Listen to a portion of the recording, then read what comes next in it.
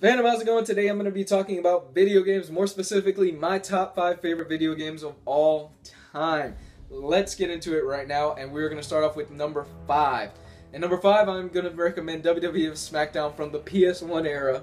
Yes, the PS1 era of WWF SmackDown. You're probably thinking I'm crazy, I'm nuts. Let me tell you something about this game. I have so many fond memories in the back of my mind about this game. Just so many great times with, staying up late with friends, just making our own characters, beating everybody up. It was such a fun time in my life that it does have a fondness in my heart. It's nothing special, it's nothing great. It's just something that I really reminisce and really remember a lot, and I just love it so much. Number 4. I got it with the classic Halo 2. And I'm not talking about the crappy Master Chief Collection that was put out. If you got done a raw deal and you got the Master Chief Collection, I'm so sorry for you, to be honest with you. Halo 2 came out at a time when it was just amazing. It was just new, it was fresh, it had so many great ideas for me. And the fact that you had to lug around an 80-pound tube TV up 3 flights of stairs to your buddy's house only to find out that you left your LAN cable at home. Oh, good memories, good memories. That was way before we had the stable Xbox Live that we have now. Just LAN parties all the time, getting a few friends together, having some soda, some hot dogs, some great fun, and just duking it out with everybody and hosting LAN tournaments. So many great memories and such a great story. Yes, I know Halo 2 has a rap for its terrible ending on its campaign. I didn't like the campaign, I'm talking about the online portion. I spent so many hours on that online portion with friends and family. It just has such a special place in my heart, really it does, and I just love it so much for that. Number 3, alright, we're getting closer to the end of this video. And I'm going to go with the classic Metal Gear Solid 1, the granddaddy of the Solid series, the one that started all the PS1 classic. I mean, just so many great memories of it, really just so many good times. Who can forget the boss fight with Psycho Mantis when he's actually reading your memory card save files and he's talking to you? It's just really creepy stuff. And when you had to actually flip the controllers over in order to beat him, oh, so great, so many great things that happened in that series. And the ending of it when you find out, the clone thing and everything. Just, so many great memories and so many great villains inside of it.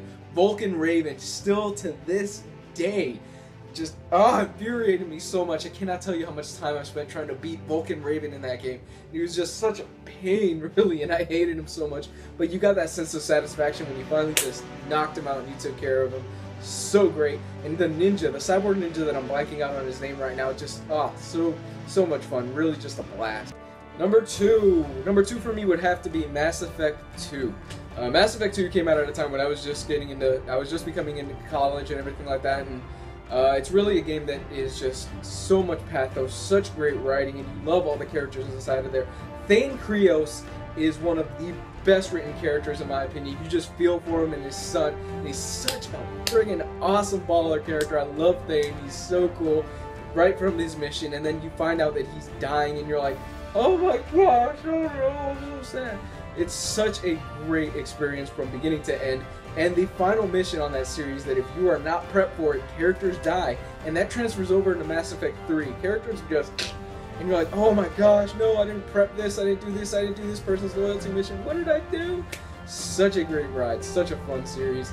Yes, I was disappointed in Mass Effect 3. I am one of those guys that I complained, I raved, I raged, because I felt that the ending of Mass Effect 3 was just, it was just terrible. Number 1. Now, number 1, I'm going to cheat a little bit, and I actually have 3 different video games for number 1 that they kind of keep intertwining in between places for me. On a given day, they'll be there, or they won't be there. The first one I'm going to go with is BioShock Infinite, mostly because of the fact that I love BioShock series from beginning to end, just beautiful stuff, and I'm a huge fan of science fiction stuff. Seriously, like, one of my favorite shows right now is Orphan Black. If you are not watching Orphan Black, what are you doing? Go watch Orphan Black, it's freaking awesome, and it deals with a lot of science fiction.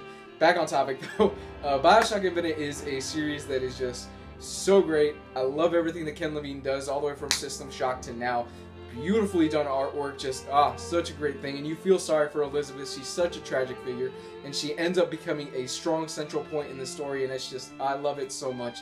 Ken Levine is one of those guys that if he puts his stamp on a video game, I'm buying it day one. Hands down, no questions asked, I don't even need to see previews, I'm gonna get it. Now this next one's gonna be a bit cliche, but come on, how could you not go with it? Of course, I'm going to go with Final Fantasy VII. Final Fantasy VII came out at a time when I was just starting to get really into video games and really getting into storytelling and all that different stuff. And when you find out, spoilers for like a 10-year-old game, if you haven't played Final Fantasy VII, what are you doing? Go out and play it right now.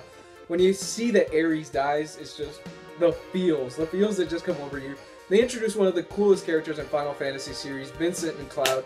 Just can't get enough of those guys. Awesome character work, awesome story, awesome mechanics, all the way through. I love Final Fantasy VII. Now the last one in my number one spot has to go to, obviously for me, The Last of Us. The Last of Us is a game that it transcends the medium, in my opinion. It's a game that it breaks down the boundaries of what you can do in a video game. And I know you're probably thinking, oh, The Last of Us, it's an overrated gem, it's da-da-da-da. Really, for me, The Last of Us is one of the few video games that actually hit me deep into my core and actually made me feel something at the end where, spoilers for The Last of Us, I'm going to go into a little bit of detail, where Joel lies to Ellie, and you get the impression Ellie knows about this, but in order to carry on in this world, she is going to just accept the lie and go on with it.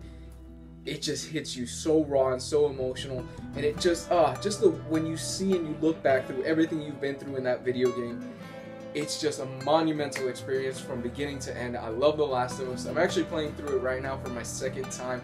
I didn't want to spoil it by playing it too much, if that makes sense to you, because of the fact that I finished it, and when I put the controller down, I just sat there in silence for a few minutes just going, oh my gosh, and I just almost wept there. It was just that much of a moment, and I don't want to ruin that moment for me by playing through it again, so that's why I've waited for such a long time to actually go through it a second time, and holds up even better the second time, to be honest with you. Now that is my top 5 choices for my favorite video games of all time. Yes, it technically was 8. Leave me alone in the comment section. I get it, I know. But let me know what you guys are top 5. What's your top 5 favorite video games of all time? What's your favorite video game of all time? I'd love to hear back from you guys. I love the feedback. Comment, subscribe. Let me know down below. Bye.